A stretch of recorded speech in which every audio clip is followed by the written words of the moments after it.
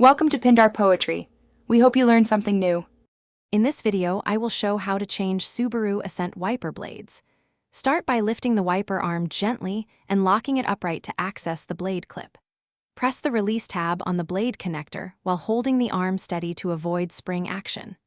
Slide the old blade out, align the new blade connector with the arm hook, and snap it into place until you hear a secure click. In this video, I will show how to change Subaru Ascent wiper blades. Prepare a small flat screwdriver and a soft cloth to protect the glass while you work. Remove the old blade by depressing the connector tab and sliding the blade free from the arm hook. Unpack the new blade, remove any protective strips, and align the adapter with the arm before pressing until it locks into place with an audible click.